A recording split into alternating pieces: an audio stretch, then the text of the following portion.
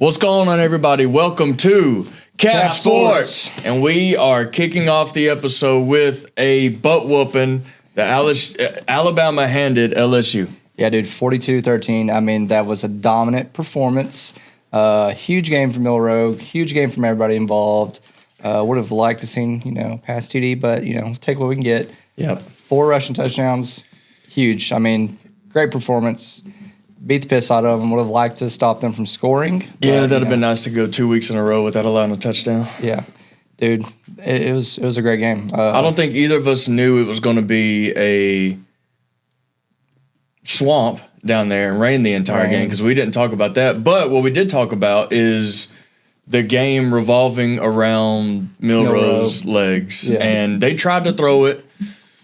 Once the receiver started ditching the receiver gloves, we knew it was going to be a long game. Yes. The only, real chance Bama had at scoring a receiving touchdown was that deep ball to Ryan Williams. And he laid out for it. He had it, but that ball probably weighed 2 pounds heavier than what it normally is. Wet. I mean, it would have been a sick catch either way. But, yeah, Jalen Milroe, we needed that big time. Big time, and I hope it really gives a big boost to his confidence because whether he knows it or not, he probably needed that himself. I think it showed the coaching staff that we don't have to pass it a lot going forward. It helps to have it. Ultimately, if we want to win it all or just continue to win until we can't, that's probably what we need to lean on. I just don't like it because it makes us one-dimensional, and if that aspect of the game fails, then we're going nowhere quick. No, I still think we can throw it around the yard, but it was nice, like you said, confidence boost for Milroe going forward and the entire team, and the offensive line played outstanding because LSU's defense has been good. I mean, they struggle with A&M's running game. And once A&M, we talked about it, once A&M figured out they could run the ball without any resistance, they just hammered down and kept it going. For sure. So I think either way, regardless of the downpour that it had throughout the game, I still would like to think that Bama's game plan was stay on the run. Yeah. Yep. Yeah. I mean, they definitely did that, and it paid dividends. They excelled, relied on Milroe, relied on our traditional running game with running backs. Threw it when we had to, not much, but still. And Jam Miller had a lot of catches out of the backfield too. That was a lot nice. Of the receptions was the little check downs and You're right. Yeah, I mean quick throws. That was nice. That was a nice aspect of it. Good check down because I mean that in a sense shows that Milroe is actually going through his progressions. And, going to the best choice in the open. The safety valve. Yeah. Yeah. But like I said, the offensive line, they still had to keep him clean. I don't think he was sacked at all. I don't believe he was, but it's hard to sack someone when he's running by you. Dude, in the rain, in the slush of the ground. And what I like, too, is I'm sure it had a lot to do with the rain, but every time he would take it, I mean, he was holding that thing covered up, tight as crap. Yeah. Like, he was not letting anybody get it. And then when he got out in space, he would tote that thing and take it to the house. That long run, it don't even look like obviously he's the fastest guy on the field, but even when he broke that long run, the 3rd and 9 he took for 65 yards? Yeah. He was gliding. Like he was just on a treadmill at low speed. Like he was gliding. He looks like a horse running, dude. And he's pulling away. Yeah. Like the guys were leaving the screen as he was running down the field. We were watching a future recording of him because it's so fast. But it's like watching that game and dominant as he was running the ball. It's like, where was that at Tennessee? Yeah, I don't know. That's a great question. Don't like to live in the past, especially that game. No, I don't know. It's like, was he really hurt in Tennessee? Was he hurt in the Tennessee game? I mean, nothing ever really came out, but I mean, I think. Or was he trying to throw that game? Like, did he win a lot of money on that game? Yeah, we talked about that. I think, he probably did. Because the Milroe we saw Saturday we hadn't seen that Milroe really all year. No, not as much as we did last year. No. But no, I think there had been speculation, for the good portion of the year. Nursing something. They've been, kind of hurt, but nothing ever official came out whatsoever. Yeah. So talk about Bama's defense a little bit. They shut up Missouri last weekend. They come in this weekend. So Bama's defense, the last 2 games, only allowed 13 points, which, of course, they all came against LSU. Yep. But they've got 6 turnovers, 5 of them being picks. Huge. Only 3 sacks, which I'd like to see a little bit more in that department. But we're getting pressure on the quarterback. Well, it's been since at least the game. I mean, for sure since the second half of the. Okay, I guess pretty much since the Vandy game, like when we're just thrashing on our defense, how bad they had been the past 2 weeks at that point. They've been amazing ever since. No, they have. We're going on 4 to 5 weeks now of them Even playing, even in loss. the Tennessee game, the defense played good great. enough. It was just the offense that game. Very slow, felt and then that could our never get going. defense is one of the best in the country. They're starting to play like everybody anticipated in the look all season. I'm just most happy with how our linebackers have been playing. One thing I will say, because we haven't had it in so long. No, the lack of tackling we had in the LSU game, though. Yeah. Like, they're going for the big hits, like, wrap up. The long kick return, they're going for the big hits with, and they had a couple of long runs. It's wet, they're slippery. Wrap up. Wrap the crap See you up. do it. Huh? See you do it. I had my time. Yeah. I did my time in Pop Warner. Yep.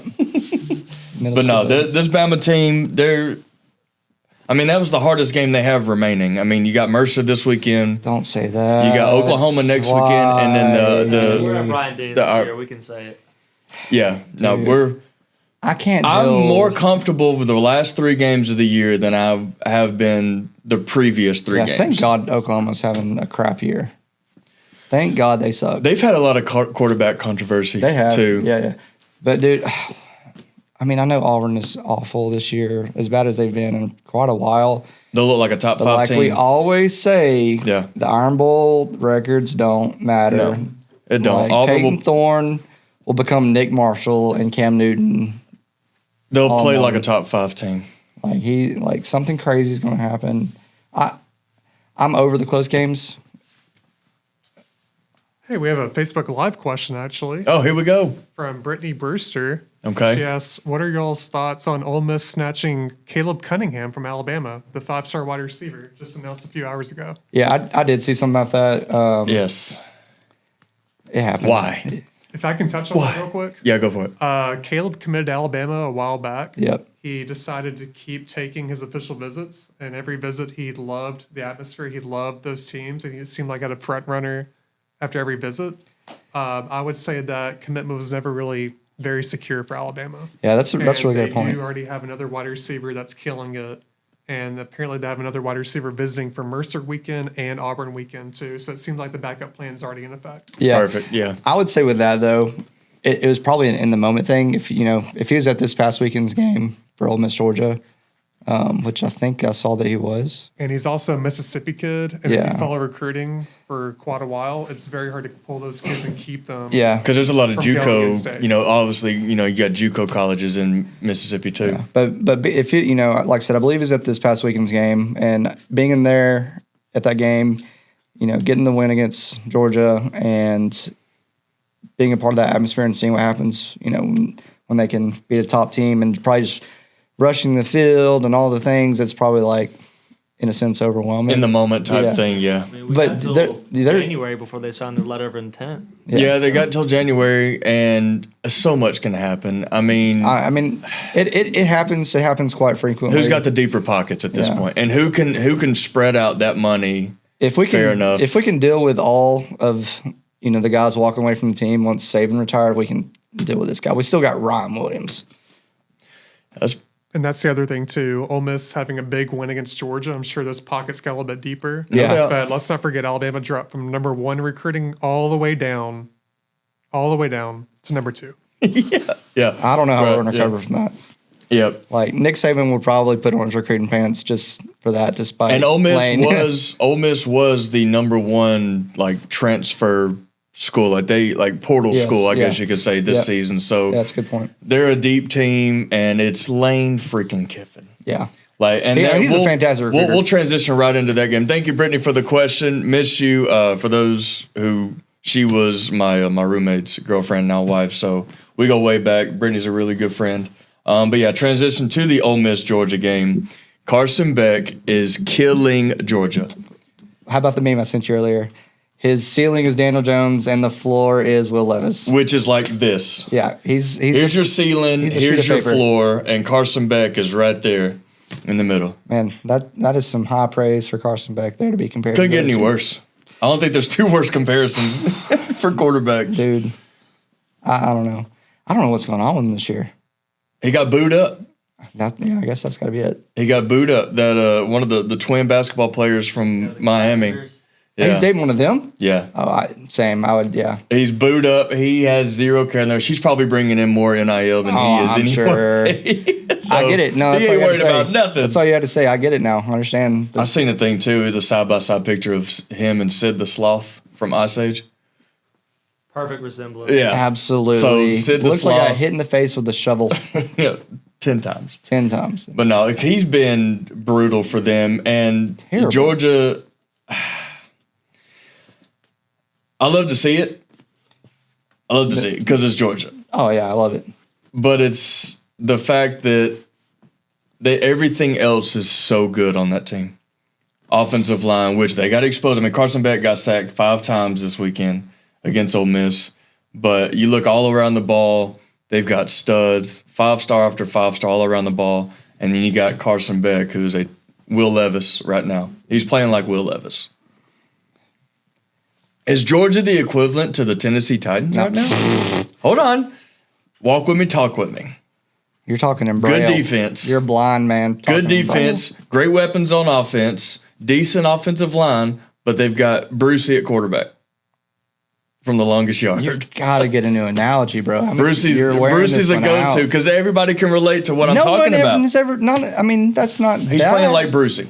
That's not that well known of a movie. Football people know what Okay. longest yard is, and they know who Brucey is. All right. Shouldn't eat popcorn before a football game. Or throw a football. No, Looks like Smalls trying to throw a football. There you go. he does right now. Yeah. So he's got, I think on the season, he's got 17 touchdowns to 12 picks. What is it? 17 touchdowns to 12 picks. It's still that good. What has he gone 4 or 5 straight games with minimum 3 picks? We only threw one this past weekend. Yeah, he only threw one, but Okay, the but previous 2 games he had 3. The previous how many games? 7 picks. 2. In the past 5 games. No, I saw a stat that said like previous 3 to 4 games he had thrown 3 picks per game. Past 5 games he has 9 interceptions, Okay. 2, 5 touchdowns. Plus the 3 he threw against Alabama. I don't know. Either way, that's crazy. I'm surprised that I really figured it'd be like a lot. I mean, it's still, what'd you say, 17-12? I thought it'd be like 17-17 for real. Well, now Milroe, when you look on the other side, Milroe, he's still at 13 passing touchdowns. He's not even going to, so I think I told you today, he's not even going to probably end up with as many passing touchdowns as he did last year. What do you have, 20-something? 23, 24. Yeah. 23, 24 passing touchdowns last year and 20 rushing, I think, or something like that. But, yeah, he's Watch a film this week. They're going to fall in love with the way that Bama ran the football with Milroe, yeah, which I hope they don't stay with it as much. yeah. But at the same time, we know we have that now. Like, everybody's seeing what we can do running the football, and he ran comfortably. Like, he didn't second guess nothing. He made his decision He did and it the was right way. The gone. way we've been saying, like, we want him to attack and run. And There was no second guessing. yeah. And I still want to see more of him passing just because I want that. We got to see, this weekend I don't want it was, to be one-dimensional. That's just me. no, I don't think he will be, but I think the Rain Bowl that they had this weekend, it changed some things from the passing game. But 42-13, I will take from here on out. Just know you can just jump right in and say something. Yeah. Another Facebook Live comment from Justin Bisdell. Yeah. He mentions, I think we're going to talk about this later on tonight, number 2 Alabama basketball versus number 13 Purdue, Friday night, November 15th at 6 o'clock on Peacock streaming. Yeah. Very big game Peacock. for Alabama basketball. Very big. Peacock.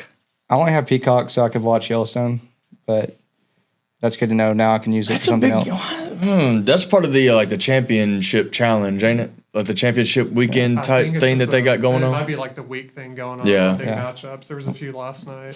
Justin- Justin also said tighten up forever, which, it's a lot of loyalty. Tighten up, Justin. Yeah, he's been a fan of Titans a lot longer than you, so Yeah, I know. he's been through a lot of the low. A lot of the lows. That is so fair. This is your first real year of being through the lows, so I'm surprised you haven't jumped ship yet. So soon, very soon. yeah, well, you've got more team jerseys than I've got 2. I still got a Julio Falcons jersey, but we won't talk about Justin. We'll jump in that in a little bit, man.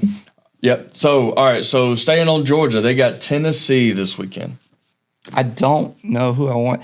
I know who for Bama we want to win, but I don't know. We need Tennessee to win, but we want both teams to lose somehow. Yeah. I just hope both teams have fun losing. Maybe they can both get in a fight on the plane on the way to You know what? That's a good idea. their location. Yeah. And it's at Tennessee. How So quickly can we get our pilot's license? Yeah, We just played be a- the only one with the parachute. Peace out. Yeah. oh no, we are I'm Straight up. Just kidding. Like we used to do in Ghost Recon. Both teams have fun. Just like we used to do in Ghost Recon. Oh god. Oh, but yeah, Georgia, Tennessee. We need both teams to lose somehow. But we really don't know. Yeah. Really don't know. I mean, Carson's probably at this point the over under for turnovers is probably, I'd say 4. That's going to be the Yeah, start. it's probably line. 3.5 Do we know if realistic. Nico's playing or not? Oh, that's Seems good. like a Cool. source off. Like one guy's saying Yeah. he's not playing, another guy's saying he is. Yeah, I didn't. Well, does Georgia stay with Carson The Beck? Bear guy from ESPN, I think, is saying he's not going to play, and Shannon Terry, that used to own 247, Yeah. now on 3, is saying he will play. I mean, Yeah. it's a Some- source off right Well, now. does Carson still play for Georgia? Yeah. I mean, who? Allegedly. Does he? I mean, I don't even. I don't know who their backup is. I don't either. I don't know. But, I mentioned such a minute ago, since we're talking about backups at the moment. Dude, Ole Miss's backup, even though we went on briefly, stud. Oh, the future's Something bright. about Hawaii, man. They can produce some quarterbacks, yeah. Was he from Hawaii? I think so. Oh, okay. I mean, he didn't look Hawaiian. But regardless, he had a cannon and he could run. He did. Yeah. Yeah, he was a huge boost for them. And I missed the first part of that game, so missing Jackson Dart get hurt. But, I mean, he came in and Yeah, dude, he's Did got what some he did. great. He's- I can't believe he came back in. And that Won the boosted game. his draft stock 100%. yes. Yeah, dude, man, this draft is going to be just. I don't even know what to think about it. We'll get into that later. Yeah, we'll have to wait a few more episodes to really see Yeah. who's going to get what. But anyways, yeah, Georgia, Tennessee. Who do you got? I think I got Tennessee. Tennessee. I think I'm rolling with Tennessee too. Unfortunately, I can't believe I'm saying that. Yeah. Because I think right now, I mean, Georgia, it seems like they're in a bit more like shambles as far as their identity as a team. Yeah. Where I think Tennessee, they know their identity. They stick with it. They know what they're good at and what they're not good at. And I think overall, Tennessee right now is a hotter team playing compared to Georgia. In a sense, yes, but I mean, really throughout the year, I mean, they're a good team. They look good. They obviously beat Bama, Yeah. which I don't know. If how you- Nico can hit the deep Yeah. ball, Yeah. But, Consistently? I mean, to me, honestly, Tennessee's looked kind of on the same par as Alabama throughout the year. They just happened to get the win that yeah. game. No, I agree. So I don't know. So yeah, I mean, I agree. I think Tennessee will win. Fortunately, whatever you want to word it. I mean, we really need Georgia to beat them. We do. 100%. Because, They're 7. So I have an Yeah. interesting take here if y'all want to hear it. go for it. So I'm looking at the SEC football standings right now, and Tennessee is at number 1 ahead of Texas A&M. So we know Tennessee will finish the season with Vanderbilt, and Texas A&M will play Texas last game of the season, and Bama is tied with Ole Miss for number 5. So what I think, just for Bama's sake, what we need is Tennessee to beat Georgia, and then we need Vandy. Texas to beat Texas A&M. Yeah. And then I think Texas has another big game. Well, we're all rooting for Basically just like a Vandy. round robin of losses except for Bama, and then we shoot up to number 2. I mean, if you're talking As long like as they- strictly for like conference championship, for whether or not we should make the conference championship. So let's dive right into the conference championship real quick. So me and a guy I work with, shout out Josh, you're welcome. are you gonna shout out every person? So we were talking about it today. Do you need a phone book? Is making the conference championship gonna? It's No, I hold on. think How did I word it? It How is did I word it? absolutely. It's still It's a important. It's important. devalue. It's devalue in the conference championship. It is. I mean, obviously, so important to your school, important to the guys. It shows, how hard you've worked throughout the year. you've gained your wins in conference. But now that we've gone to this 12-team format, I mean, like in Alabama's case, if they make it and lose the championship and we have 3 losses, absolutely we're out. We're not top 12. But if we don't make it and we're between that 7 to 10 range at that point, we're still in. I have a question about that though. If you're trying to make the conference championship important still in 2024 with a playoff bracket, if you make the conference championship and you lose, let's say by 1 possession, should that really hurt you that much though? See, that's If you're on a neutral, all right, let's say it's Alabama and let's say Texas. Texas is what, number 3 right now? Yeah. Yeah. Number 2? 2 And overall, Alabama's yeah. 10? Yeah. Let's say Alabama loses by 3 points, game-winning field goal by Texas. Should Alabama drop from 10 outside the top 12? I don't think so. On the flip side, let them squeak in, I and get the where you're world coming will from. be set on fire. I do. Because if not, if you leave them out, and let's say a team like Notre Dame, who has no conference, is allowed in. Yeah. And who lost to a then now get 5 in and the 4 conference team. championship games, though. Yeah, Yeah. I do get where you're coming from Why because finish a team that's been my for being in the argument. top 2 in their That's conference? been my Exactly. argument for the last 10 years when it was a 4-team. But that's always been when Bama's had 1 loss or no losses or whatever. And I've even made the argument from whenever, like Bama and Georgia played each other. Bama had 1 loss and Georgia at the time was undefeated and we beat them and we got in, then Georgia didn't, and their only loss was at that time to us in the conference championship. Why penalize a team for making it and losing? So I get where you're coming from, but like in this circumstance, since we're using Alabama as our example, if we lose, we're out. I don't care if it's by 3 points, by 1 point. I think so too. Yeah, because And I think that's fair. In Alabama's sense, for them in particular, I think that is fair because it's 3 losses. I don't think anybody had a 3-loss team from any conference making it to the 12-team playoff. But a lot of people in the beginning of the season, and we're looking back here, guys, because we have the bracket drawn out on the board as best as we could. So a lot of people preseason had 3 to 4. I think somebody even said 5 SEC teams could potentially make the playoff, but nobody, I don't think, had Indiana being in the spot that they're in.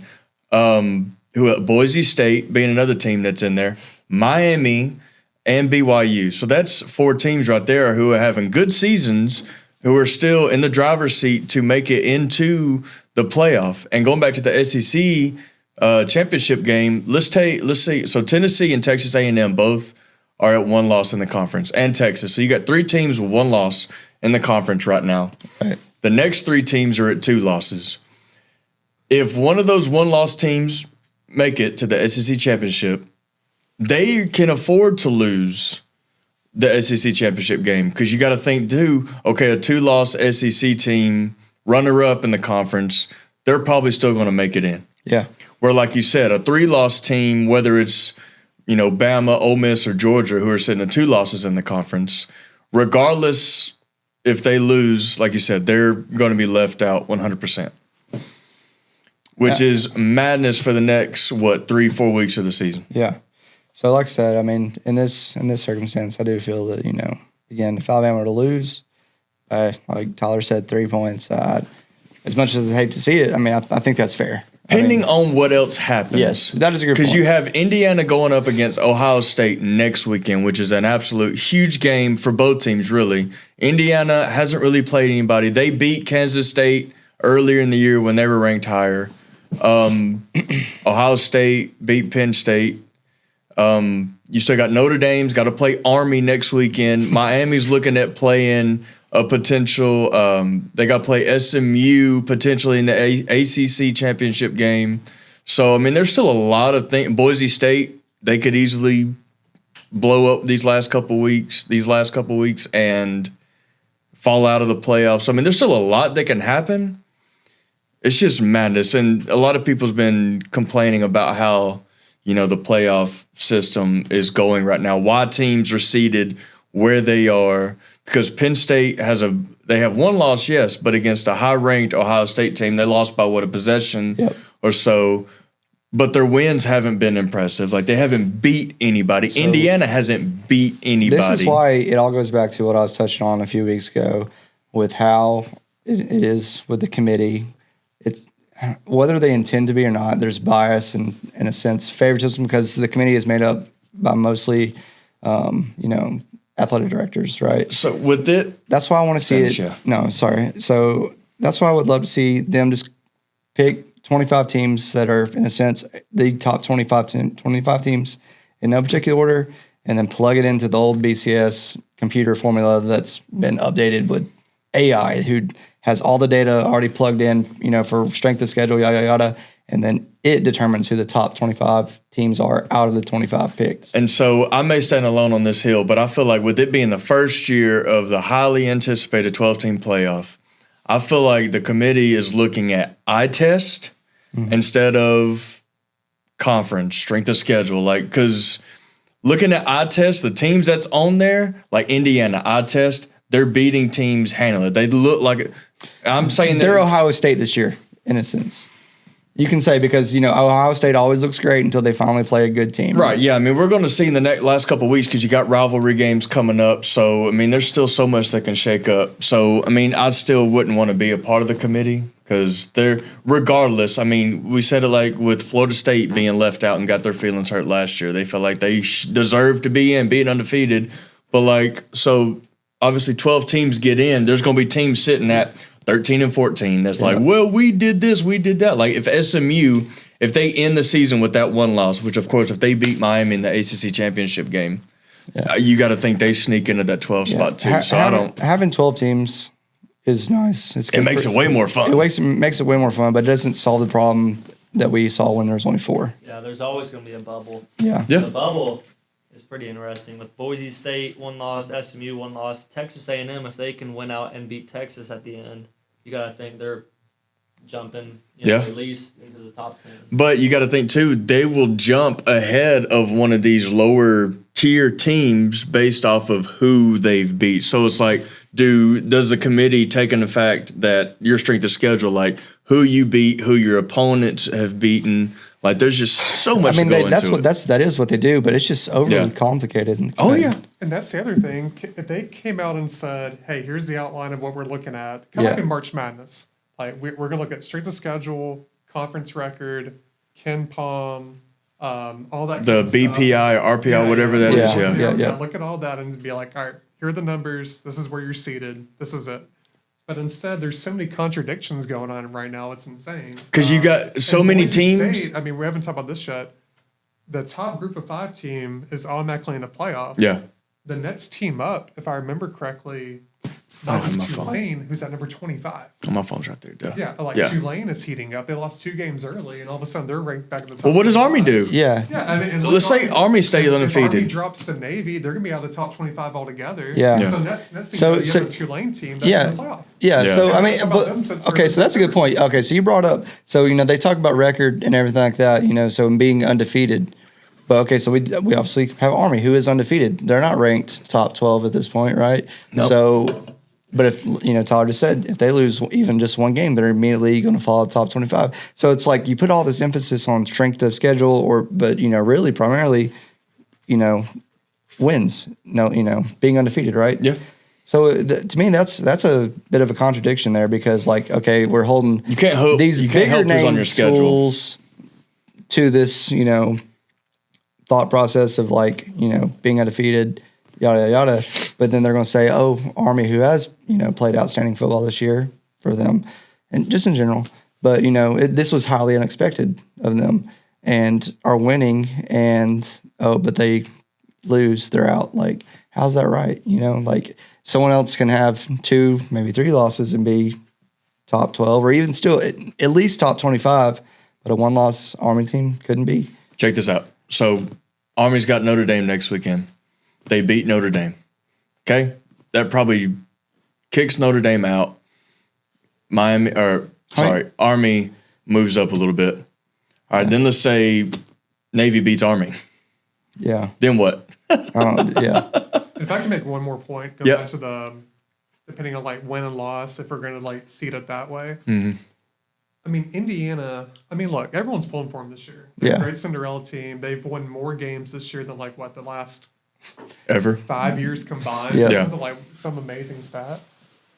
I mean, look at Alabama. They have one of the top strength of schedules. They have I think they were like top 11th. 25 wins in the top 4 combined. Yep. Mm-hmm.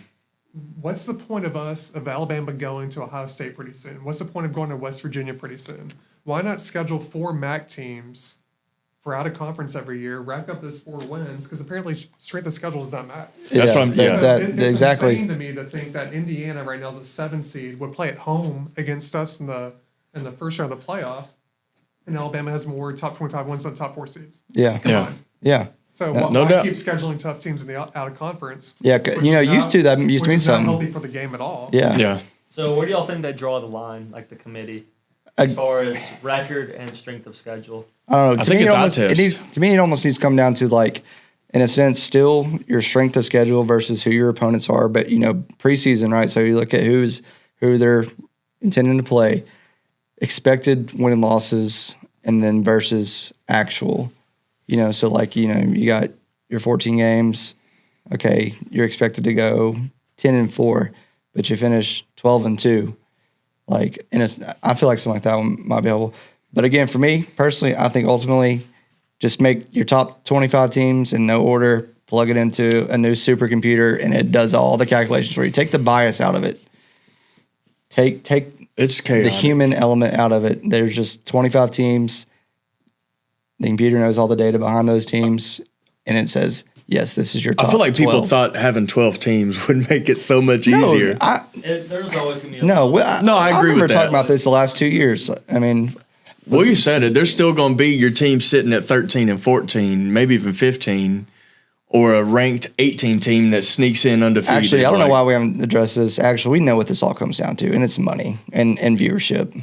Who's going to tune into the games? You know, are we going to be honest here? Are we going to tune in and watch Indiana play Okay, Notre Dame?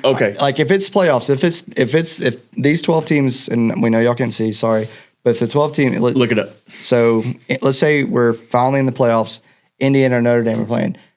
Raise your hand if you're going to tune in and really watch Indiana and Notre Dame play each other. Well, if the playoffs started this Not me. weekend, you got Bama going to Indiana and playing. If you're going to talk about money, why not flip that and have Alabama host the game?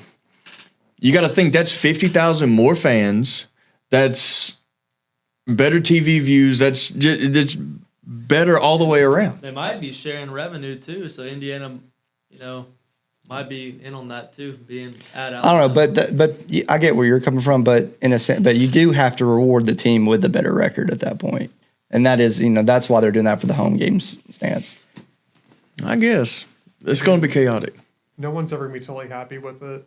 Keeping Nah. expanding's not going to solve anything. I'll only be happy with it if Bama makes it in. Come down with an actual system that lets teams, like, who's going to be in, who's going to be out, here's the criteria, let's get it nailed down. Yeah, Right now, it's just a total mess. I mean, Or I don't get it. if there's controversy, really, just go for we could add a wild card. total points scored, like your point differential. Add that into Then it. let's schedule the back teams again. Yeah, Let's do this. Group or Power 4, only play Power 4. You have no Mercer wins. You have no, you know what I mean? No. like records versus only. Right. Yeah, okay, I get what you're saying. Then that's just 12 super, like, No, you still play Pounding those games. You still play those weak teams, but the record that win. No, I was saying like eliminate those games in the schedule. Oh, okay, Yeah. okay. Let's just say like Bama plays an all SEC schedule, or some, you know, just as an example. That wouldn't be the case, but I say just get rid of interconference play. Never play each other. We just all every game is against another conference and We're another. 2 ideas away from the SEC and the Big Ten just taking off and leaving everyone else. Yeah, pretty much. I mean, we're almost. We're not far from Yeah, it. It's right. insane. I mean, just. Oh. But this is what apparently everyone wanted: is a bigger playoff and fairness to everyone. And I do think it's here we got better. boys who stay in the playoff who Yeah. they might have a win this weekend. They're at San Jose State, I think. They're a one-man team. They're like one of the sleeper teams to beat Boise State. I mean, it's, Yeah. Okay, cool. I just. Yeah, I mean, you we're would the best team. We're looking for what's fair for everyone. Yeah, you would like to think that these lower tier teams like Boise State, Indiana, BYU, like you would think here towards the end of the season, like the steam would, you know, cool off a little bit, but it's not. But you know, it's funny. Like, you know, and some of these rankings are predicated on preseason rankings, which are then all based on how many 5 stars you have and how many 4 stars. and you who have. you got coming back, and Yeah, who you brought in yeah. from the portal, like Florida State, so many people predicted them to make it in, win everything, and So if you're they've got- preseason number one and you lose a couple games and you drop to, 12, 15, and then win out, you can easily find your way back in. Whereas if you're, a 15th ranked team and only lose once, you're pretty much done. well, you better hope those teams are on your schedule or are worth a dang. So we have another Facebook Live comment from Sean Oliver. He has an Yeah. idea. He says, have a championship for each conference, then the top 2 teams from each conference play in a win or go home playoff bracket. So essentially, Against the champion, or how's he's saying, I guess every conference has a championship, Mm-hmm. then the top 2 teams from each conference play in a win. how do you determine who's So the top? essentially, every top 2 team in each conference make a playoff from that. Oh, okay. Yeah, so like he's saying like a second or like a team that loses that still has a good record wouldn't make playoffs. So that way you get Yeah. the championship game still means something. Yeah. So pretty much top 2 from everyone, no wild cards, stuff like that, and just go from there. Yeah. Yeah, I mean, I guess the But it conference also depends on the champion. conference stream as well. Why should some of the smaller conferences Yeah. have a chance? Because with as dominant as the SEC has been, going back to the 14 playoffs, like one for sure, maybe even 2 teams are coming from your SEC conference. So that's obviously, the winner, and then in most cases, the loser, depending on how the other conferences do. I mean, the SEC is the powerhouse, and with, the Big Ten getting, a few other teams like Oregon who comes in and dominates this year, like those are definitely the top 2 conferences. So like Tyler said, it's like you're a couple years away from just having a mega conference with the SEC, your top heavy SEC teams, your top heavy Big Ten teams, a handful from the ACC. There's your 16 team conference there. Just duke it out. I like that. I love it. You talk about viewership. Yeah, that's what I'm saying. Like, just at this point, get rid of just the interconference. Just singular conference play, because it doesn't hold the same weight that it used to. No, because you're gonna have to. It does. It does. Don't get me wrong. It does, but it hurts some of the lesser teams that we know, like our SEC's mid-level teams. We know would go dominate majority of the other conferences. So Oh, yeah. So that's what I'm saying. Like teams like Alabama and Georgia being so good year after year after year Yep.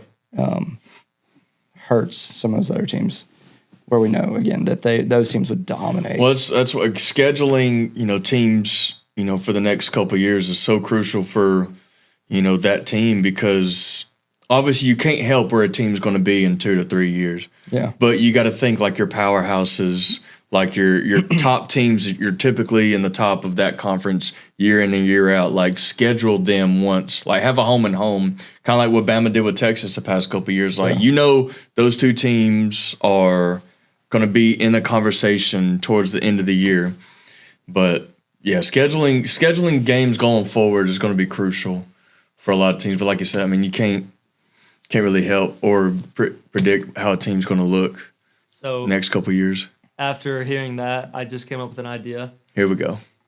So we could style like the conferences, like the PGA, like there's only so many people that have their cards and you can like lose it or gain one. Why don't we just have 12 We could conferences? have it like that, like 20 teams in the West, 20 teams in the East, and you can like lose like your active membership in a conference if you don't perform in another team.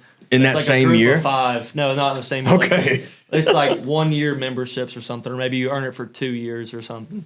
What if they just did like And a like, week? let's say a group of 5 team performs really good, and they get to take over like the worst performing team of the team that's in the higher conference. You know what I So mean? like an upgrade, downgrade Right. type It's a thing. relegation from like what they do in soccer. Soccer, yeah. Europe, Yeah. What if you just idea. what if you just had like a week by week scheduling thing? Like you can't schedule a team until you finish that game. So let's say who Bama played first this year. Who was their first game? So they play Western Kentucky. Okay.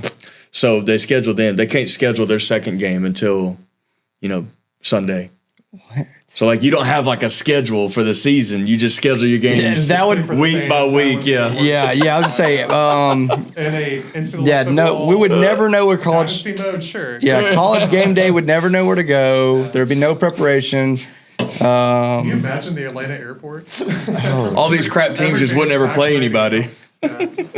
I say just go to 12 conferences and the winner of each just goes to the playoffs at this point. And that's it. I don't even know what the answer is at this point. It's just gonna be mega conferences soon. I mean, the Just- ACC 's just Or we could for have one team league. four defund the conferences by NCAA. time zone. One more time. What? 4 conferences by time zone. If you're college, Oh, it's here we within go. this We're time just zone. deep diving on this. Central Time Zone would win every championship. I think so. Yeah, I mean, it's They're just about in every the large. playoff. Yeah. So what'd you say? Just the conference champions get in the playoff? Yeah, Is that what I you said make 12 conferences, and then the champions of each conference, that's who's in the playoff. I mean, I'm okay it- with that because Alabama, let's go the Sun Belt. We'll dominate. We'll see. Get rid of all your current named conferences. No, we're making 12 new conferences. slate. 1 through 12. That's their conference names. Your conference 1, your conference 2, your conference 3.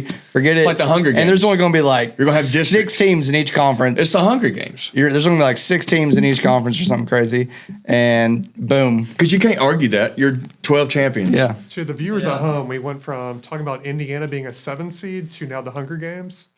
So imagine there's your how pop- hard it is there's for your pop people culture. that get paid to figure this There- out, and yeah. how difficult this actually is. Yeah. 'Cause But now- again, now that's the why offense I is say can of worms. Yeah. the committee, they choose the 25 teams that we all can agree, yes, those are the best 25 teams in no particular order, and the computer decides who, in what order those 25 teams should be ranked. The way It's you just going back to the So bring back the BCS. BCS. Okay. Yeah. it is, but Yeah. but before the BCS didn't have the human element of choosing I'm this not many. anti-BCS. Yeah. Yeah. I agree with the BCS. Yeah. Yeah. Bring that in. Do the 12-team playoff. Figure that out. Yeah, but I'm just saying- There's no need for Committee is no longer choosing the order; they're just choosing the best 25 So teams. after the last game of the BCS season, sheet. you type in, all right, so you got the AP poll that comes out. All right, so you take the 25 teams from that Mm-hmm. Yeah. final AP poll, Yep. put it in the AI, Yep. let them do their do, and then It the top determine- 12 is your playoff. Yes, dude, I'm telling you, it would work. It was work. I mean, we already had that system in place, right? But it was for 2 teams in the country. 12 years ago, however long we've had the playoffs now, right? So prior to that, that's what we did. We had the supercomputer, BCS supercomputer, Yeah. which is pretty much equivalent to our iPhones now, and it determined the top 2 teams, right? Well, now something like that is far more accessible and, in my opinion, like just more important to how we do things now because we have a playoff. We have 12 teams in a playoff. Like this is the perfect time to use it. Do you think they should just ask Siri her opinion? At this point, Just ask Siri. ask what- Siri, ask Google, ask the lady at church, whoever. I can't wait. As long as Bama's in it, I don't care. And if nothing else, I can just draw names out of a hat and call it a day. Oh yeah, just go. Yeah, instead of doing the selection show, just have some stooge with a hat, and you got the commissioner. Like Powerball, it's just like rolling. Hard to argue that. Yep. You show everybody's name. Okay, your Everyone name's has in a here chance once. at that point. Everybody's name is in the hat once. Actually, that would be a pretty good idea. Like again, you have like the 12 teams, but no seeding, and you just like, okay, this team is playing this team. You go 12-1. Yeah. First team I pull is 12 seed. Yeah. I'm in. Look, we're giving them No value. seeding. This is who you play. Oh, so matchup by matchup. Yeah. First 2 teams play each Yeah. other. Oh, okay. Yeah. Yeah, and then draw the bracket out like that. Yeah. Perfect. That's pretty fair and unbiased. I'm in. Sweet. All right. Well, that's college football talk. Great episode. We'll do it again next week, same time. All right. So, speaking of Miami, let's talk about it a little bit more. They lose to Georgia Tech, Thank you. and they're still seeded number 4. Like they didn't change. They didn't change at all. Correct. It should be SMU.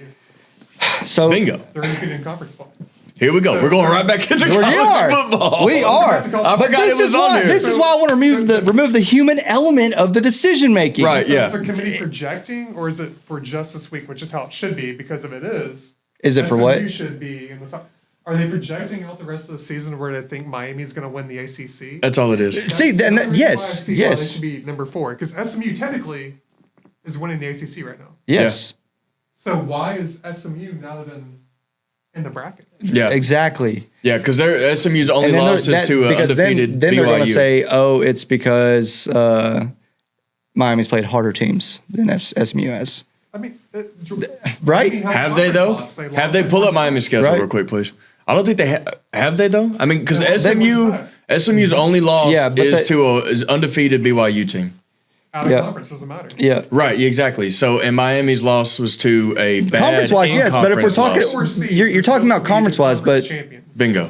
So, if my math is correct, 1 is greater than 0. Yeah. Miami has Most of the one time. conference loss. but they're not going based just on conference anymore. They're doing it based off the totality of quality of wins. And that's why social media has been set up in flames today because everybody's like, why is that what we're looking at after this weekend?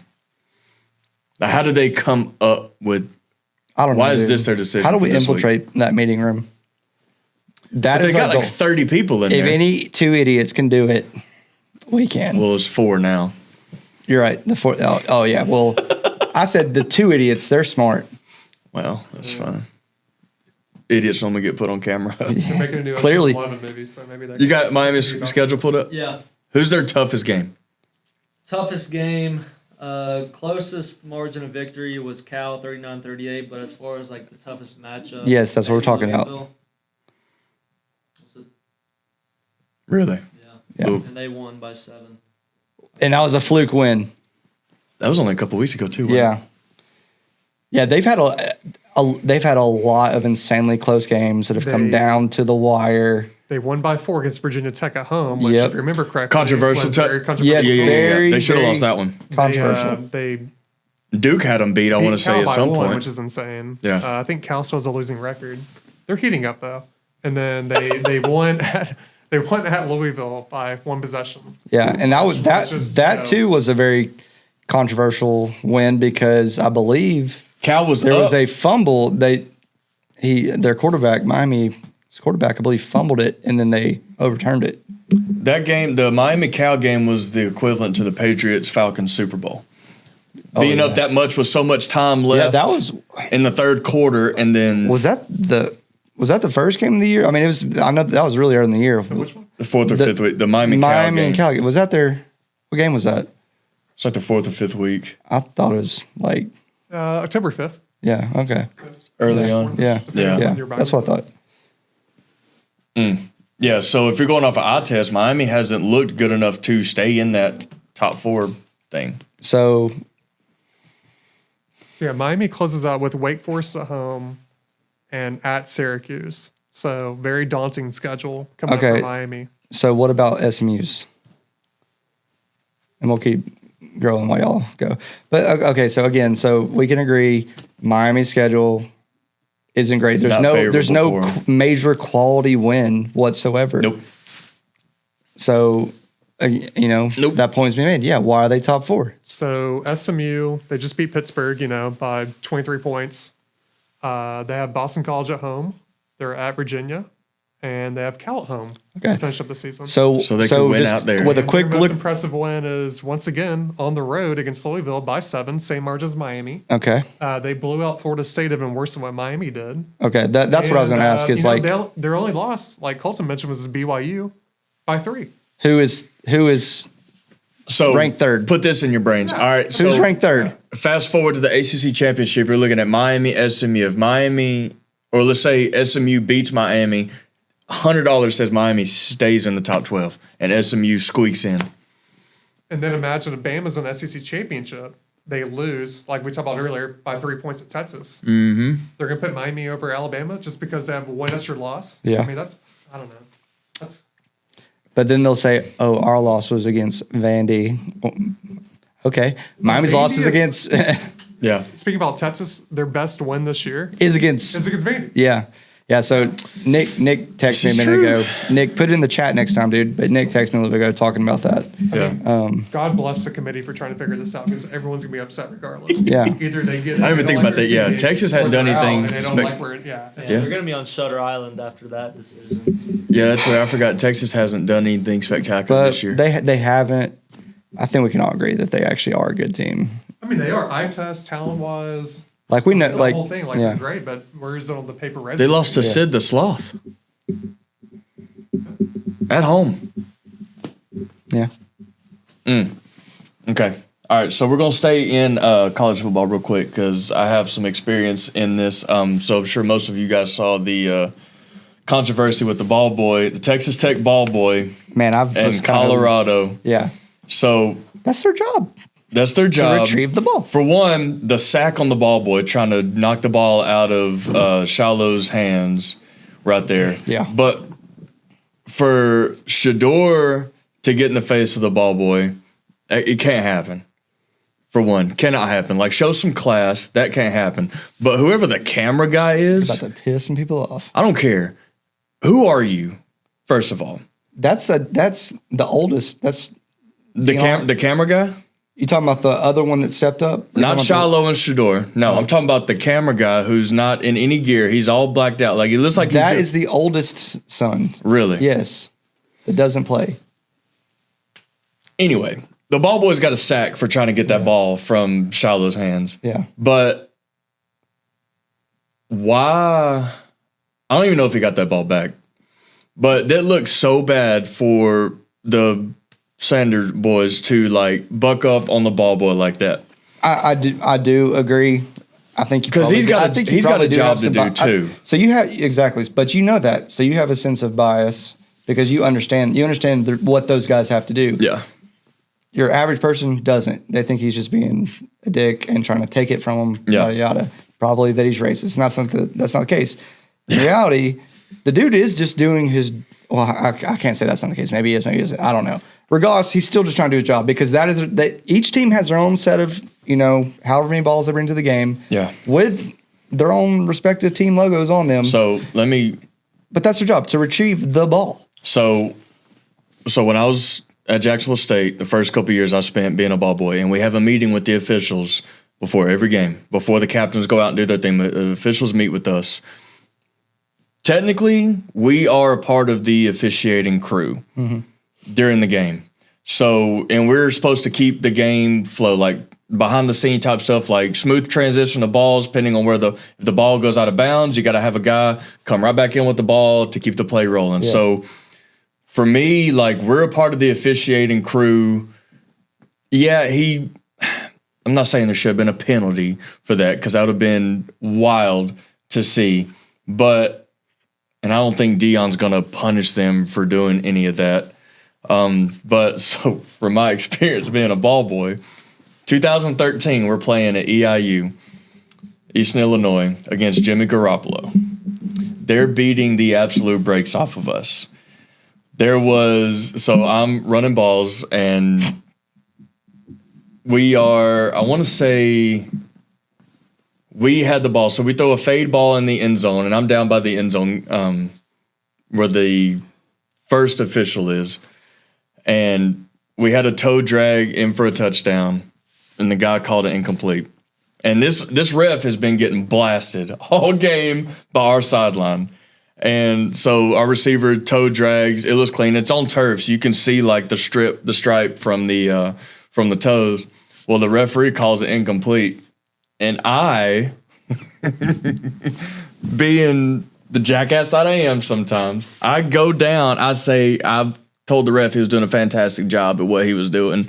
And I pointed down at the ground to show the ref that he was wrong. Yeah. He threw me out of the game. I got tossed out of the game. And this is like a minute left in the game. Like, we're already getting blown out of the building. Scholarship revoked. I got kicked out of the game. I was no longer allowed to run balls in that game. Like I said, there was only a couple minutes left anyway. But this is when Coach Clark was, the coach there. And you talk about scare for my life. Like you said, like, I thought I was done. Like, I thought I was getting fired. I thought I was done for because the ref had to go tell Coach Clark that, hey, I just kicked out your ball boy. Thankfully, he never never approached me about it. But I did. I told the ref he was doing a great job of what he was doing. I would told argue him- about, dude, how are you going to kick me out for complimenting you? Right. Do you not agree with me? Yeah. No, I'm saying like that's the like I was what I said. Like, do you not agree with me? Do you not think that you're doing a good job? Let's talk about this. Do you not think Yeah. that toe, How like, do you know what I'm pointing at? I'm just we lost my hand. 52-14, so that touchdown wasn't going to make a difference in the game. well, he's got That his was job right. for them. That was for the conference championship because we didn't have a conference championship game at the time in the FCA. We were in the Ohio Valley Conference, so it was just the best record from whatever team in that conference just gets Oh yeah. the conference championship. But yeah, we were going to lose that game, but emotions were running hot, and I told the ref he was doing a fantastic job. And I got kicked out of the game. hilarious. I've So I never had heard to that hand the footballs to somebody else. You have like 7 of them just I was like, here, you can do it now. I got to go sit down. throw them up in the air. I had to leave the sideline. I had to go to the locker room. Like, I got kicked out of the game. You're just standing in the parking lot like, So it's funny. So, we have radio broadcasters that do the game, and we have, the film crew, but you can hear, like, later on, because the head radio broadcaster, had mentioned something about it on the broadcast. We go back and listen to it. He's like, I'm pretty sure the referee just kicked out one of our ball boys. I was like, you talking about feeling this big. It was bad. It was a bright moment for your boy. Yeah. But yeah, I got kicked out of a game. But yeah, ball boys, you don't mess with the ball boys. I'm just saying. It was a highlight for me. Yeah. I saw that. I was like, I'm surprised I heard- ooh, I got to talk about this. I'm surprised I haven't heard that one yet. Yeah, got kicked out. Oh well. So yeah, we've already covered the roulette of the football rankings, and how it's devaluing the conference championship to a degree. How does men's basketball or just college basketball get it right? But Because there's so many teams. but they still have to determine rankings. It's a larger sample size. Yeah. There's a lot more teams, a lot more conferences, a lot more automatic bids. There's, They yeah. have an actual algorithm like the KenPom, Yeah. RPI, stuff like that. It's very trusted at this point. Well, FCS playoffs, with Jackson State, I think, and you can pull this up too, say how many teams get in the playoff, but I want to say it's like 20-something teams make the playoff for FCS. Yeah. So obviously your first 4 teams get the first round bye, and you have home field advantages all the way through. But I mean, even then, it's like FCS has done that for a very long time and seem to get it right. So it's like, how can the biggest, most watched sport I don't know. continue to struggle to get the right teams in?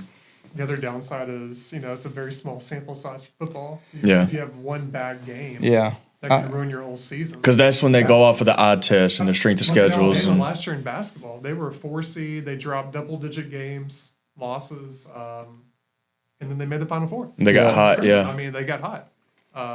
They started playing defense towards the end. They started rebounding better. They hit their threes, hit their shots. Yep.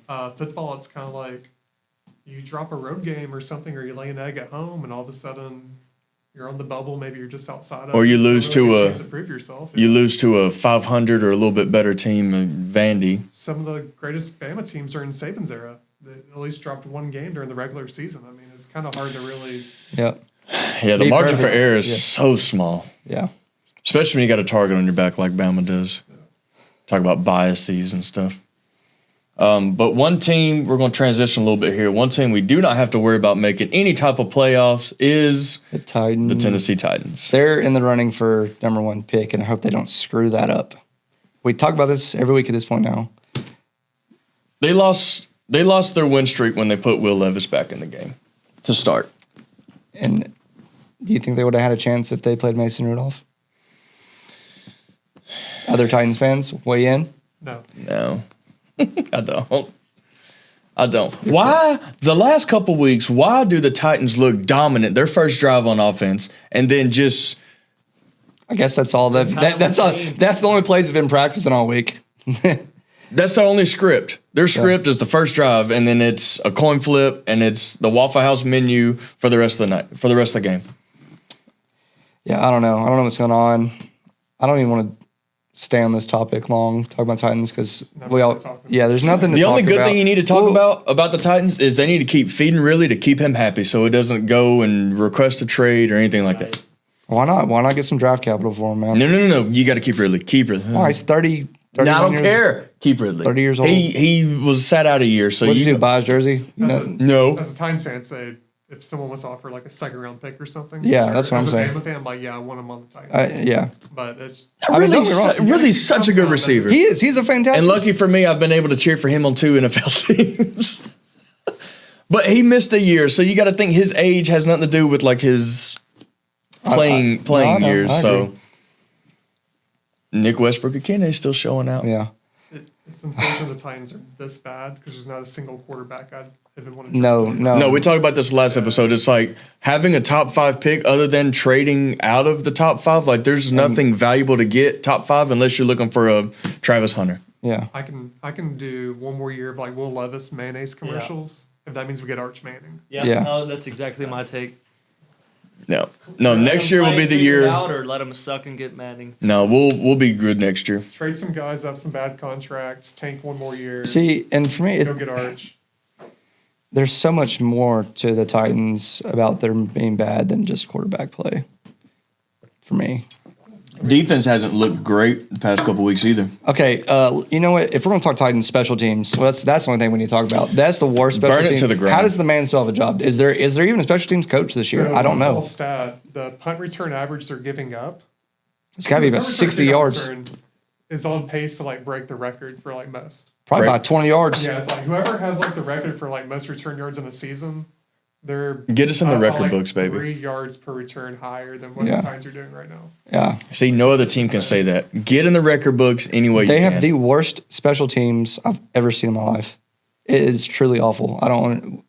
Every week me and you're texting like, dude, what the heck? Oh, here's another long return. Here's another long return. Yeah, going back to the Kickoff line. return. Some returns, punt, yeah. Whatever. Vrabel would have never Just allowed get through the this. season, get some more draft picks coming in. Keep your Eventually get superstars happy Yeah. at this point. I don't know who the We- superstars at this point is the fans watching the game Yeah. every single day. For, That's fair.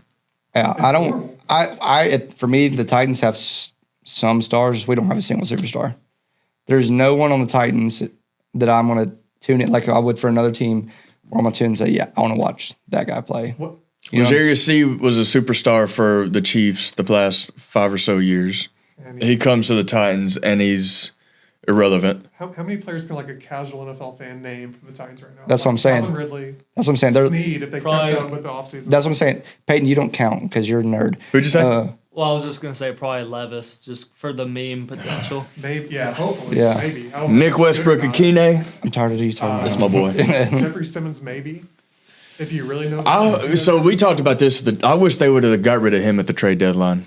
Yeah, I mean, Honestly. he taught us more than anything. I mean, Yeah. Yeah. his pass rush game's been gone. The past- Him, So- Arden Key. Yeah. Let they him have walk. really good players. Some you may label star, but for me personally, no superstars. Yeah. No one that is a casual fan of another team, or a big fan of another team. Where my game's over. Let me watch. I still want to watch football. Let me tune into the Titans, regardless of who they're playing, because I've got to watch this guy or this guy play. No one's tuning in. Yeah. It's a- Like I'll watch I'll watch the Bucks play because of Baker Mayfield. I watch the Ravens play because of Derrick Henry. Yep. And Lamar Jackson. That's it. I knew you were going to say something. No.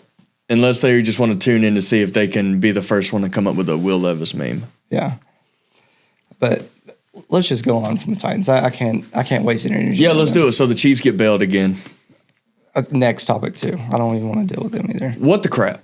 Every single week. Whoever Buddy was for the line on the field goal, who decided to not block anybody On the left. on the left Yeah. side, whoever that guy is, There, he should have walked back to Denver from that game. they had it won. Like I'm sure nobody likes being on field goal block because you're just there to be a wall to get blown up every single time. You got one job, just be a wall, and it was a swinging gate. Yeah, I can tell you his name was not Hodor. He wasn't Hodor. No. He would be the greatest offensive line It's ever. a Game of Thrones reference for anybody Yes. not understanding.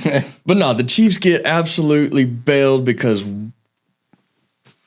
Buddy was a revolving door on the last play of the game. How many souls have they sold to the devil for this season? For all the bailout wins, Well, we blocked talked- field goal, and He said it last week, and there's some sacrificial prayer going on in a specific suite. Really? Swift. Let's talk about it. Taylor Swift. Where it's a joke. You take it is too a joke. literal. He's like, whoa. Let me send me the tweet. He raised up out of his seat. Like he was like looking around. He's like making sure that we're not talking too loudly about this because No, I'm he's pretty like, sure Swift's got voodoo dolls of everybody up there, and she's just yeah. Don't want to get canceled for that. But yeah, that so just went right over Peyton's head. Like No, he's Well, very. He's one of the- I was he's just playing into it. we're Oh, about to start hearing the on the keyboard. Sacrificial. Yeah.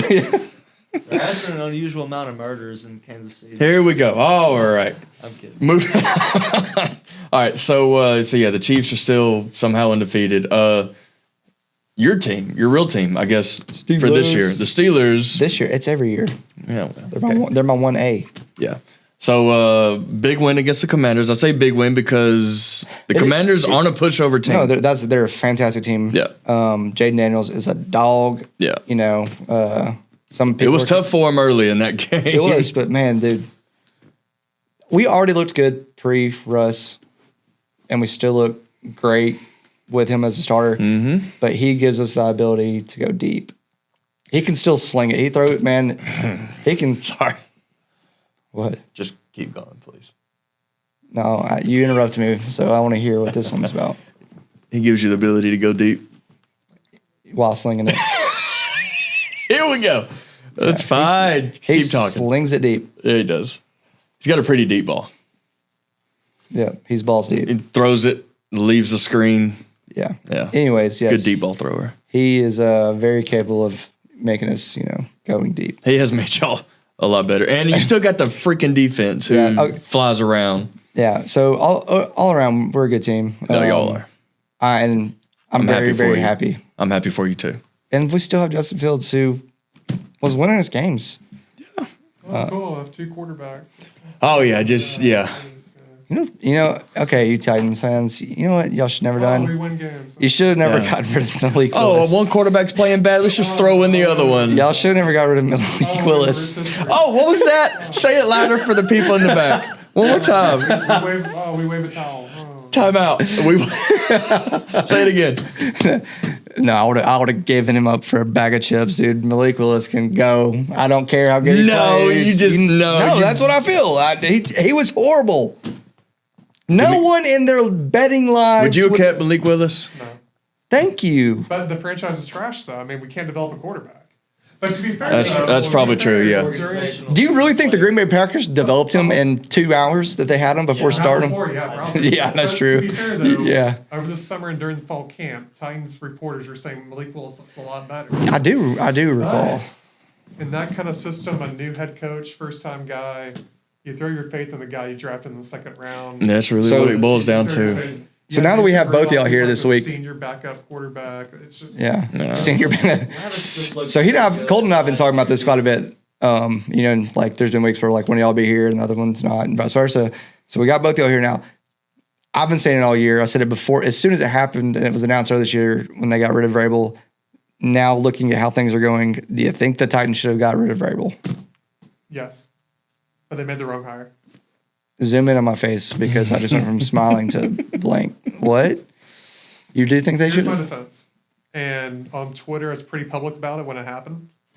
Oh yeah, I remember Or talking. ats, whatever it's called. Yeah. I think actually we haven't talked about it on Twitter that day. For me, it's like Vrabel inherited a team that was already making the playoffs. Mike Yeah. Mularkey made the playoffs and beat the Chiefs in Kansas City with Marcus Mariota. So let's not act like Vrabel took over a 4-12 team or something like that. The best thing that happened to the Titans was when they traded for Tannehill for nothing. He provided consistency in that offense to give the ball to Derrick Henry 25 times a game and not turn over the ball like Mariota was doing. Yeah. Or getting injured, or the backup quarterback at the time was, I can't remember the guy's name. Ponder.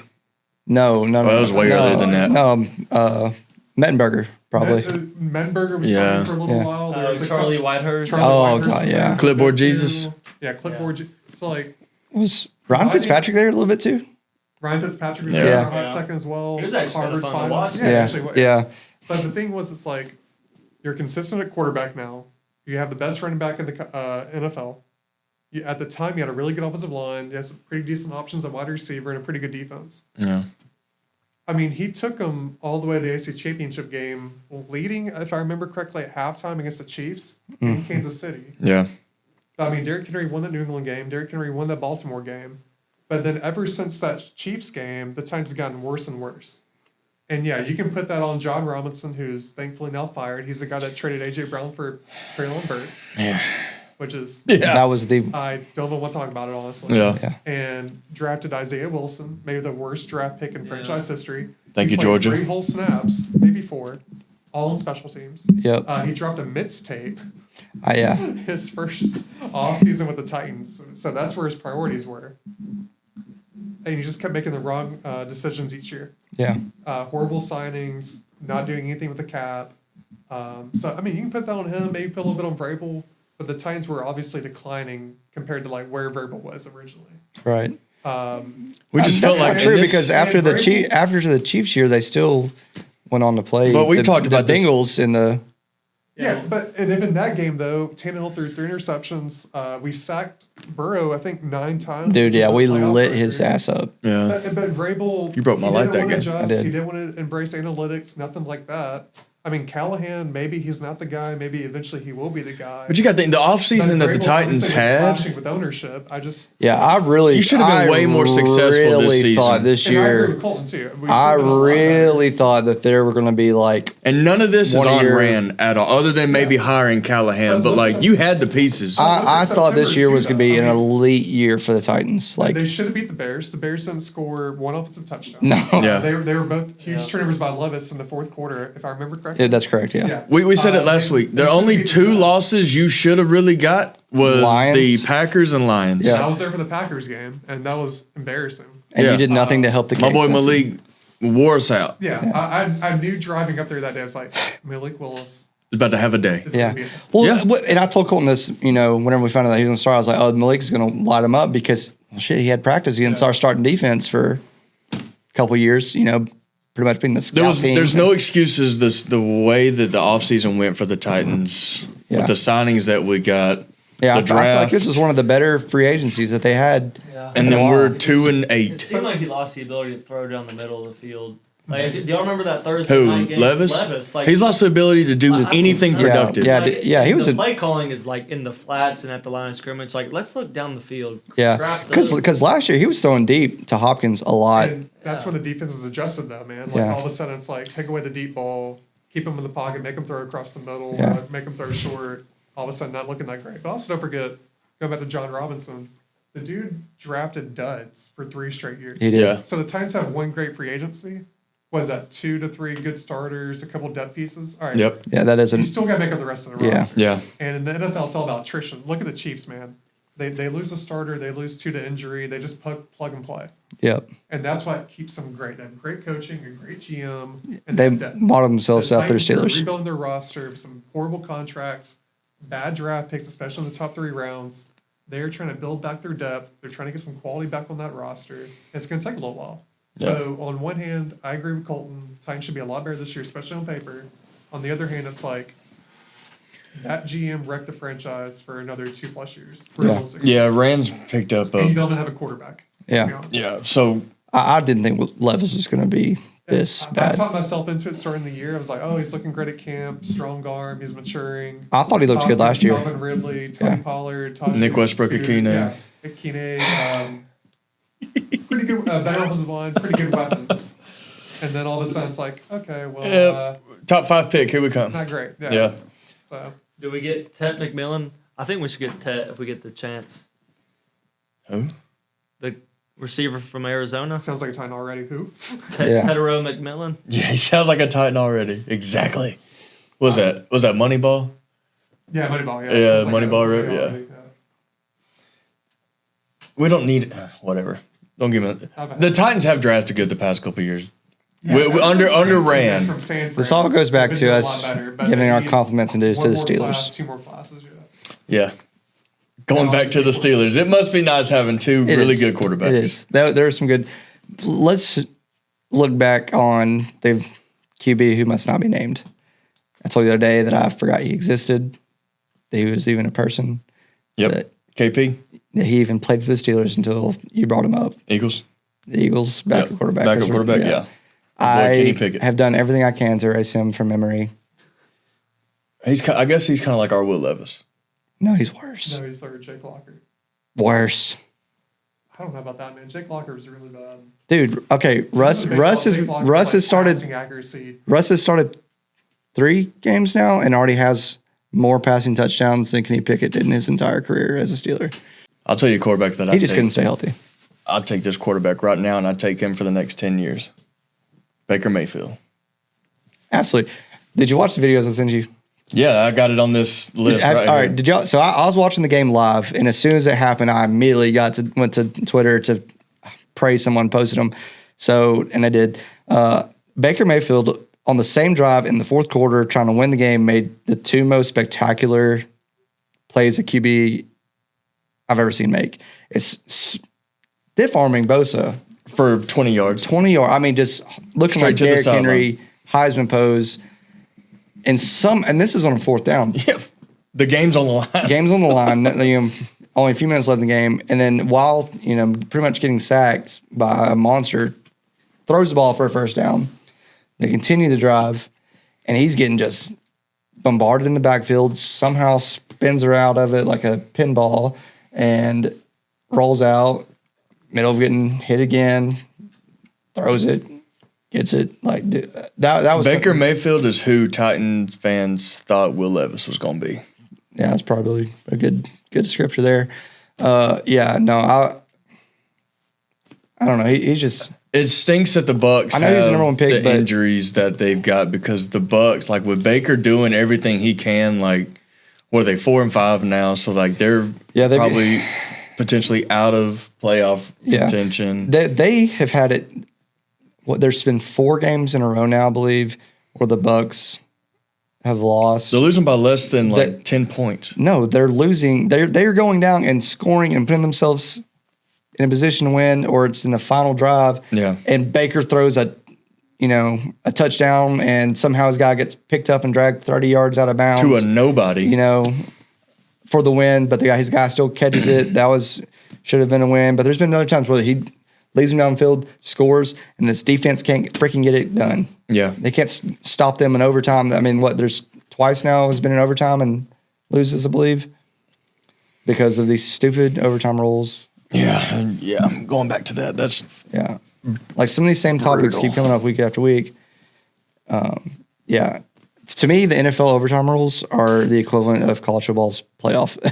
I hate it. It's probably the same guy reason that's there's an coming up with the overtime is rules. because 2 teams have the same score. That means that they have played equal and they both deserve a chance in overtime. Forget your time limit because that's as black and white as you could put it. because a rerun of Friends has to come on in this time slot.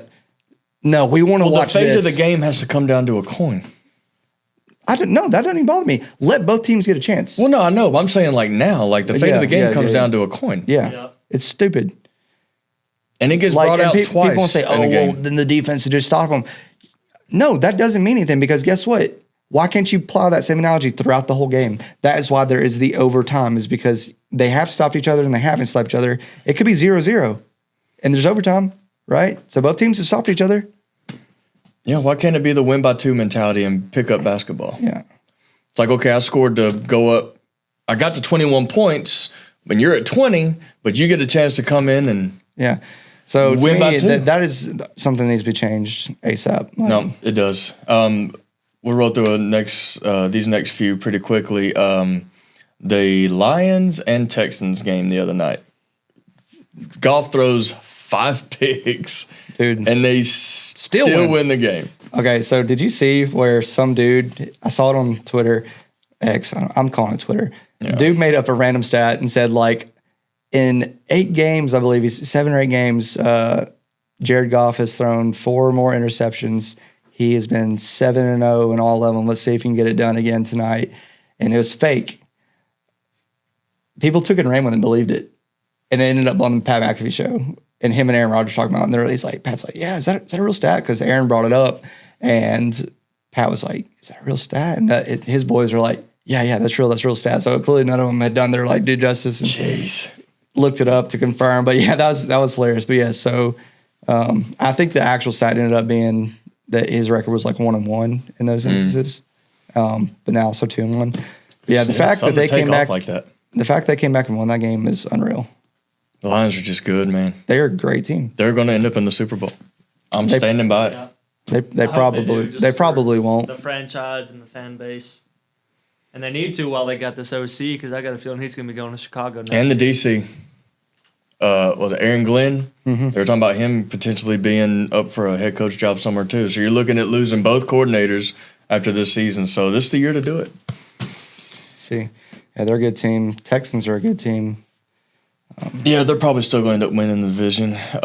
Staying in that division, the AFC South, Anthony Richardson is starting Yeah, going forward. Like it's his team now. yeah. So he needs to put down the controller, stop playing Call of Duty, and okay, for one, he's not Kyler Murray. He's Do we been a know little- that for sure? He's just been a little sleepy. sleepy. Yeah, he just needs a little nappy poo.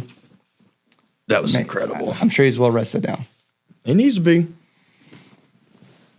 Texans are still going to win it. I think the Colts have the Texans this weekend. I'm not sure. But yeah, I thought it was weird. But Joe Flacco, they say he's going to be the starter going forward. And he's looked the worst he has the past 2 years. Yeah, in these last 2 weeks. Because this has been his story the past few years. He gets brought in, sits the bench, quarterback sucks or gets hurt, and then he comes out and balls out. Yeah.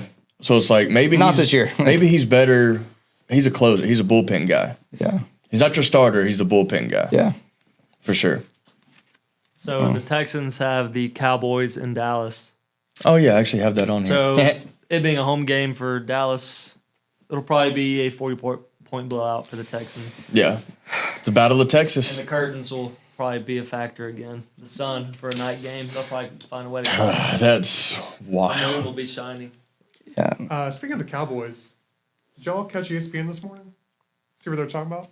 What's that? No. So they asked, would Deion Sanders be a great fit leaving I did see that. Colorado for the Dallas Cowboys this offseason? I did see that. And with the high draft pick, With the getting high draft Shador pick, get Sanders. some attention off Jerry Jones. How's he gonna- Deion's coming in. How does he get the two? How's he gonna get the top 2 picks? How would they work that out? He's where going to trade CD Lamb for another top pick. Which I'm trying to trade CeeDee Lamb right now. My fantasy, no one's biting on that, by the way. That's horrible. I'm trying to package. I said it at the beginning of the year that I've said it So since many different players. CD has never been he's a great receiver. He's not a number 1. He's a high complimentary number 2 receiver. He is not. I'd take him. I would take him on the Titans. He would do even worse than the Titans because they don't stone him. That's a good point. Well, You have him. It is crazy to think that him and Calvin Ridley are probably on the same tier.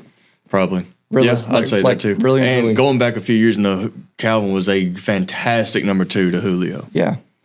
Like his rookie year, I immediately grabbed him in fantasy because I was like, oh, people are going to be, defenses are going to be targeting Julio, who is still in his prime. Like, It is crazy Matt to Ryan think, is going to though, light up. like record-wise, you got the Cowboys and the Titans with the same record, Yeah. basically. They've been awful. Like, that's a bigger surprise, I feel, probably than the Titans.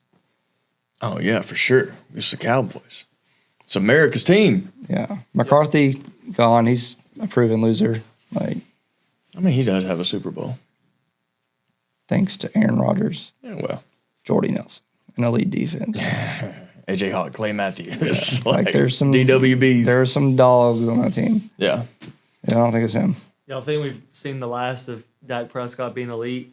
He'll be 32 next year. That's young for quarterbacks. I wouldn't say it's young, but it's not a It's young declining for- age. And then after yeah. this injury, sad. Does he come back? Does he play anymore this year? He's out, dude. He's out for the season. He's out. He's out. Yeah. Out. Yeah, yeah. He's done. Okay. I Yeah, knew he was he's having out. a surgery. Confirmation, but it was Yeah, yeah. They Okay. said a few days ago he's gonna be out for the year. So another quarterback that they have on their, they got Cooper Rush obviously, but they have Trey Lance. He's their 3rd string quarterback, and he's 2nd string now. Like I think he was drafted number 3, Three. 2-3 years ago 3-4 years ago. to San Francisco. Yeah. They got rid of him. Yeah, like, I mean, give him the reins. Let him yeah, spin it. yes, I agree with that 100%. They should. I don't care if somehow Cooper Rush is better than him. Forget it. You traded for him for a reason. He really hasn't gotten that much playing time. I don't think so either. Because when he got his opportunity with San Francisco, he got hurt. He got hurt, and So then we don't really. No one knows what he's capable of. So I mean, let him go do his thing. and then Purdy came in and took It ain't over. going to be worse for him at this point. No, let him Doesn't come in matter and when spin. the Cowboys hire Dion, they're going to draft his son to play quarterback. 100%. Who's okay? Let's say he can't. Let's say they get the number 1 pick. Well, Who's he they don't picking? have to get the number one pick. Shadour's not going number one. I don't think. Right? Would you Surely not. for the quarterbacks available? As well, think we it's know now, Shador, Jackson. who's the best quarterback available? Do you think? I think Shador, Jackson you Dart, think Quinn Quinn- you- Ewers. Sam Darnold to a 5-year contract. I don't know. When in the draft. Yeah, that's what I'm saying. Like having a top 5 Let's pick go this through it. year. Paul, let's go. Shador, I think Shador, Jackson Jalen Dart, Monroe, who's it? Jackson Dart, Jackson Dart. Quinn To me, Ewers, I Carson feel Beck, Quinn Ewers, Cam Ward. Maybe Jalen. Westmeyer if he comes out.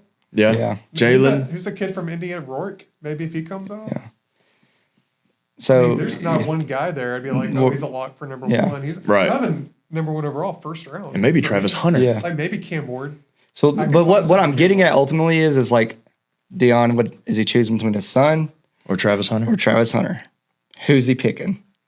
Let's get crazy. They trade next year's one and To get the number 2 come pick. Up, they get Sanders and Hunter, They do like the they Texans bring it did this back past with year, get Stroud and Anderson. Yeah. and then Dion gets rid of half the Cowboys roster and brings another half of players to fill in. You think he could turn the team around? No, I'm just Do you think he's a good coach? messing around a little bit. No, but do you think he's a good coach? Do y'all think he's a good coach?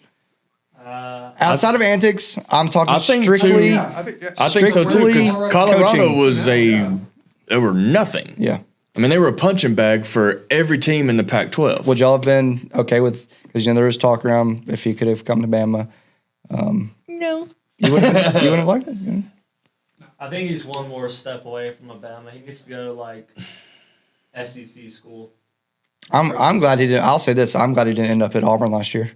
I was kind of thinking that too. He I'm was extremely. recruiting wise at Auburn. Yeah, He's got what- Atlanta right there. What, 2 hours away? Yeah. something Oh like that. man. Yeah. We got another Facebook comment. Sean Oliver says Archie. Unfortunately for Titans fans, a lot of other fans, they have to wait one more year Yeah. for Archman Yeah. to be eligible. He Yeah. also said that Malik Willis should be starting for the Packers over Jordan Love, which is Yeah. quite a take. But I mean, maybe. I mean, they did look Yeah, good. he's a Packers fan, and we've touched upon it a couple we had times. Weren't you here that night? We had this long drawn out deal about whether or not Like, because you just paid Jordan Love, do you Oh, yeah. do you start him because he's a money guy, or do you take the hot hand with Willis, who's done good enough to?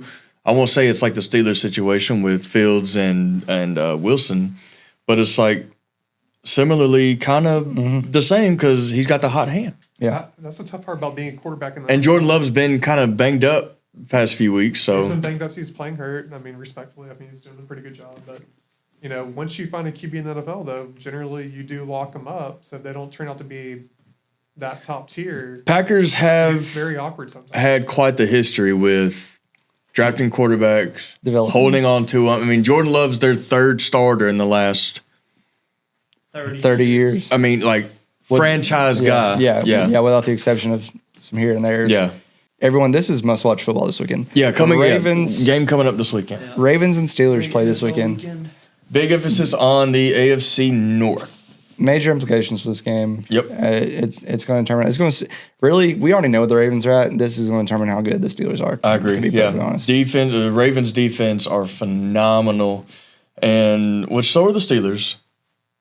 I mean, I'm more so concerned about offensively. I want to see this is For going the to Steelers, test yeah. us offensively. So I'm very excited about this game. We can really see. it'd be where nice for Russ is. Najee to have one of his big games, take a little pressure off of Russ. It would. Do you break out the 2 QB playbook this weekend? A little double pass, little reverse pass option, throw it deep to anybody. No, look, Get Ravens cute with Steelers is equivalent to Alabama Auburn. Okay, No, I agree. like straight up, it's some of the best football I've ever watched has been between those two teams. Those games always seem to be pretty solid, regardless of record.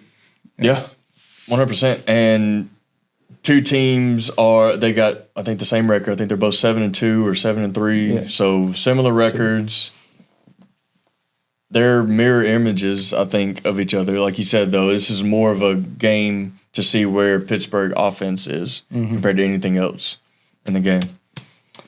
So we got the Chiefs, Bills too. Chiefs Bills, another top game. That Huge game. come on Bills, Dude, I want Let's go Bills. come on Bills, put it on them without a doubt. Leave no doubt. beat the freaking fire out of them. Okay, Leave no doubt. Make them want to quit football after this. Like, I hope they beat them so bad that Taylor Swift breaks up with Kelsey and wants to start dating Didn't their Joshua. house get Horrible didn't album their about didn't their house get Drake. broken too? Didn't Yeah, I saw Travis that. Kelsey's house got broken? Yeah, too? his and Pat's in Yeah. October. Yeah, I saw that earlier. Oh, it was in October. Okay. Yeah. I just seen a thing on it today. Yeah, I saw that both their houses got broken Yeah, into. sorry, Aren't their squirrel. neighbors? But yeah, the Bills.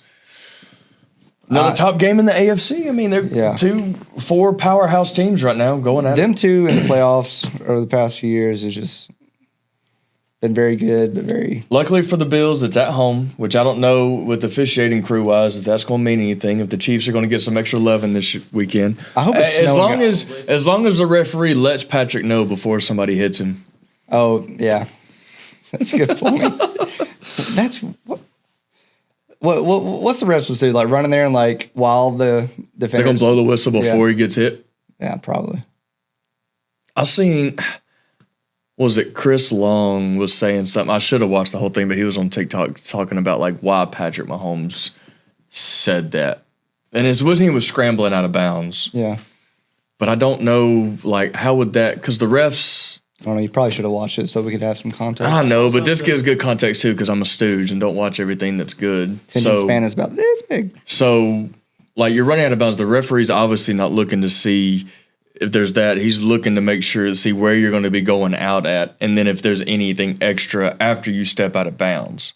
So I really don't know what he was emphasizing about. Let me know before I get hit. I saw something that said he was talking to an offensive lineman. See, that would make That sense. might have been falling behind. 100%. Yeah. That would make more sense. Yeah. I assumed it was probably something like that he really wasn't talking. But still, like in the heat of the moment, what do you say? Like, look out type thing. Like, what is that? Warn us next time, dude. I did. I have heart I palpitations. did this. That was my shout. Yeah, big games. And the Titans got the Vikings this weekend. So let's go. It's at home. That'd be a nice game to go to. Probably cheap tickets. Get to see Will Reichert play for the Vikings, the kicker. I'm sure he's going to get a lot of kicks in this weekend. A lot of extra points. But he came back. Is he back now? I think so. How'd he get hurt? He's got kicker's toe. Kicking too many extra points. He's going to get a lot of work in this weekend. Where's it at? It's in Nashville. It is? Oh, yeah. Let's go. Remember when I said earlier this year, like when we're talking about going to the game again, let's wait and see how they do. Tickets probably cheap. Yeah, they're cheap. I think they end again this year with either the Texans or the Jags. So I'm actually off on Sunday if y'all legit want to go. We can get tickets for like $5 a piece. That's what I'm saying. Like, yeah. Might as well just go to Broadway. I'm going to say it. Never mind. I can't make this name. I mean, Yep. I'll go to Broadway. Oh, no. It's not talking about that. Dude, yeah, okay. So me, Peyton, Colin went last year to final game of the season to watch them play the Jags. We really needed the Titans to win so the Steelers could make the playoffs. And they did. I forgot But about yeah, that. dude, so we got there at like 9 a.m., right? And Broadway is, of course, packed out. A lot of Jaguar Jags fans. fans. A lot of Couldn't because they were in believe the same situation. I mean, if they beat the Titans, then they get in. Yep. So, but yeah, man, the bars were loaded down. Broadway's packed. Barstool Sports restaurant had just opened not long, and there was a 1.5 mile long line of Jags fans. There was, yeah. It was all Duval County. Duval. Yeah. Yeah. No, so yeah, if the tickets are cheap, let's go watch Vikings. I'm down. Vikings are pretty entertaining too. Well, they're Nice 7-2. jerseys, Justin Jefferson. I mean, Yeah. Oh my goodness. they're good at I'll wear my Steelers jersey, my Antonio Brown Steelers. No, I'm just kidding. I'll wear my Derrick Henry Cool. jersey. Maybe I can get a cheap Will Levis jersey. I'll wear my Seminaire jersey. Last time There you go. The last time, yeah. It's a Oilers jersey too, so that's a real throwback. What if this were the game? Like Will Levis just finds it, and then he just has like a 15-year career, and like we're there. Or is We Trevor- would already know that. It would already be apparent. Yeah, but we were also there for Derrick Henry's last game, and he had Huge. I won't say a career game, but he had One of the his- best game of his season Yeah. by far. Yeah. And then he does a victory lap or a salute lap, whatever you call it, And last hurrah. I said, out of I've gone to a lot of Titans games over the last 5-6 years. Got to see him play a lot of games. His giveaway speech was and his very last game was the game I decided, I think I'm gonna buy a Derrick Henry you did jersey. You were going forever trying to get that jersey too. Yeah, I was. Worth it. Worth it. Hall of Famer. You got a Hall of Famer jersey. I'm gonna give him a Sonic. And one more game that's going to be big for this weekend NFL-wise is Thursday Night Football tomorrow night. Commanders and Eagles, NFC Northeast, NFC East showdown. Because it's going to come down to those two teams for the division too. Yep, it is. Again, great teams, great play. A lot of stars, a lot of superstars. Not just stars, superstars. It's more of a one-sided superstar game. Yeah. Team-wise. Rising stars for the Commanders. Jaden Daniels is, I would put him like between superstar and star. He's super. Currently. He's super. Super awesome. But yeah, the Eagles, they've been really good the past few years. But it's like, since that Super Bowl run, they've just kind of like still been really, really good, but have just been teetering. They've done good. Just get in the playoffs. Like they've done good enough just to get in. You might get hot at the right time, or you could be like the Cowboys. And what do y'all think of Jalen Hurts' long term future looks like? Like he's winning games, which is ultimately what matters. But I mean, I don't think it's more of Jalen Hurts. I think it's more of Sirianni, like Nick Sirianni, because I feel like he's not liked up there. Oh. I've gotten that vibe a lot too, but I'm just talking I'm just talking Jalen though. Like, do you feel like his quarterback play has been good enough to warrant? Oh yeah, definitely. I don't know. Sure. I mean, I see talk sometimes about whether or not he's the guy still. I'm like, crazy. I think he's playing. In Nashville, if he's very unhappy or bingo unhappy. Dude, they would There's about 12 other quarterbacks in the league right now. They would rename the city after Jalen. Yeah, they would the stadium would be named that. There would be every street would be named Hurts Way. Every time you think about is the quarterback good enough to be here? Think about what the Titans won him, when the Titans fan won him. Yeah, and that shows your question. I would love to see him in Steelers jersey. There's a difference between desperate and what makes sense. Yep. Jalen in Nashville makes sense. Man, that's that's who the Titans should have traded AJ Brown for. For Jalen. Yep. Oh man. Anyways, y'all, that's it for tonight. Thank y'all so much. Thank you for tuning in. So that's going to be the only episode this week. We will see everybody again next Monday night to recap everything that happened this upcoming weekend. And we look forward to talking to you then. As always, Roll Tide. Roll Tide.